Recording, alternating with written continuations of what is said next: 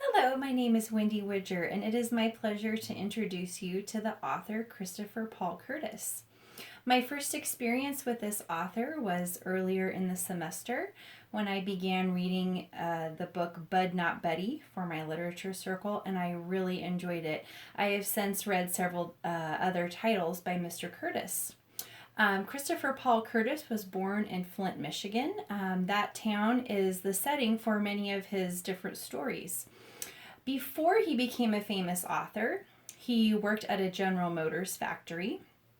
He had a job installing very heavy car doors, and his job allowed him to alternate putting on every other door with a fellow worker since the doors were so heavy.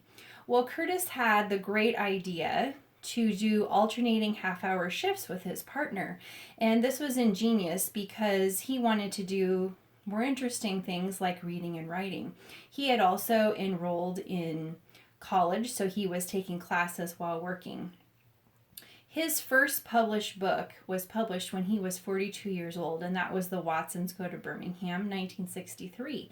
And it made him famous almost overnight.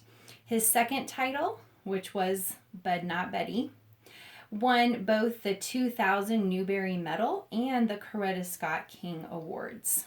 And Curtis credits his wife Cassandra for his encouragement, and he says she had more faith in my ability to write than I did. So I really liked that little tidbit about his wife.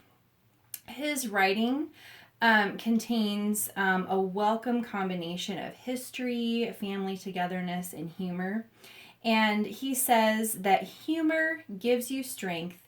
It allows you to build up antibodies to all the horrible things in the world. And that was a direct quote from him. A resource that I'll show you in just a minute was a direct quote from one of the books that I used. When kids ask him about his favorite books growing up, he has a hard time thinking of many books that were written by, for, or about African Americans.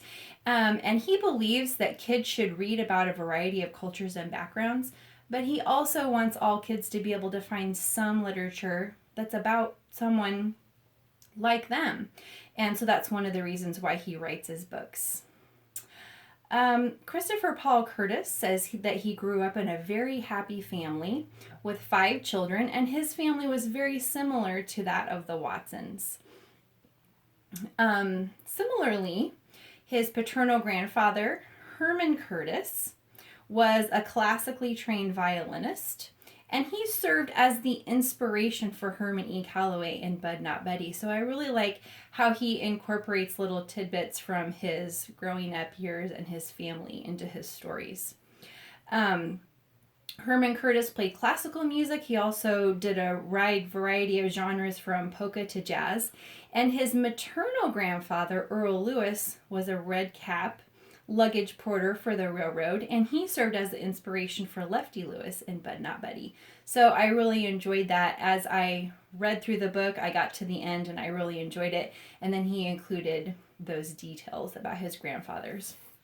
I have to stop and wonder if Bud's great imagination and ability to entertain himself that's mentioned toward the end of the book, that he didn't mind doing the mundane chores for the jazz band because he had such a great imagination. I wonder if there's a hint of a biographical element there. Although, in my findings, Curtis claims that none of his books are actually autobiographical. According to the official Christopher Paul Curtis website, Curtis currently lives in Detroit, Michigan, and in his free time he still enjoys reading, playing basketball, and collecting music. That is from nobodybutcurtis.com.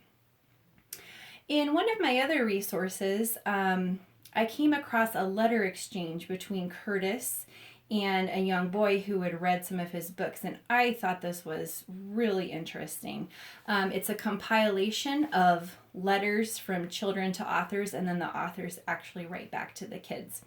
This young man, Ahmed, said he was inspired by the humor and positive outlook of Bud, And he was also encouraged to know that he can always carry memories of loved ones around in his heart. Ahmed shared that his mom has a rare disease, and sometimes he gets afraid that something might happen to her, but that the stories by Curtis, especially Bud Not Buddy, were really inspirational to him. In Curtis's reply, he said to Ahmed that he hopes that the historical content in his books will not only answer questions, but also raise more questions so that kids are inspired to investigate a variety of different sources for answers. And I was really interested by that comment. I thought that was very insightful. And it seems like he's very purposeful in his writing to not only inform, entertain, but also inspire further reading, research, and investigation. The interactive learning experience that I would choose to go along with this author is that after reading this Christopher Paul Curtis biography and reading aloud to my class, The Watsons Go to Birmingham, 1963, that I will ask the students to write a letter to Christopher Paul Curtis, detailing what they liked about his writing, including the role that humor plays in the stories because his humor is so prevalent, and also inviting them to ask Curtis any questions that they would like to ask. I will collect the letters and read them myself. I'll pass them back out, and then I will invite the kids, if anyone wants to volunteer, to share their letters with the class. Then I will read the letter from Ahmed to Curtis and the letter that Curtis writes back out of this wonderful collection. I just kind of came upon this collection through my local AEA, and it's called Dear Author, Letters of Hope. I had just searched for Christopher Paul Curtis. This is a collection of letters from students to authors, and the authors actually do write back, and it's wonderful. I think it would be great to read stories by a variety of authors that are listed here, and then maybe continue the same kind of learning experience with a number of different authors. In closing, I would love to share part of a chapter from The Mighty Miss Malone, and I guess I would call this book a spin-off of Bud Not Buddy, because the young lady who's briefly mentioned, Desi Malone, this whole book is about her. This is chapter 16, and this takes place during the Great Depression, and Desi's father has been involved in a boating accident. He lost all his teeth. He was very badly injured. So there's kind of a play on words here since he has a lisp. Instead of Back in Lake Michigan, which is where he had his accident, it's called Back in Lake Myth Again. Kind of a play on words. I'm just going to read a portion of this chapter. This is where Desi's parents are realizing that things are getting really dire with their financial situation. Desi says, I couldn't sleep that night. I just couldn't ignore the voices coming through the wall from Mother and Father's bedroom. They started out whispering, but their voices were getting louder. Mother's was the loudest. That's not true. I heard Mrs. Carsdale say. Father said, what choice do I have? It will be better for all of us in the long run. I shouldn't have been eavesdropping, but the sound of your parents' voice being so frightened is something you can't pull away from. And I'd never heard Mother and Father argue before. Margaret, what can I do? What can I say to my babies when there's no work anywhere?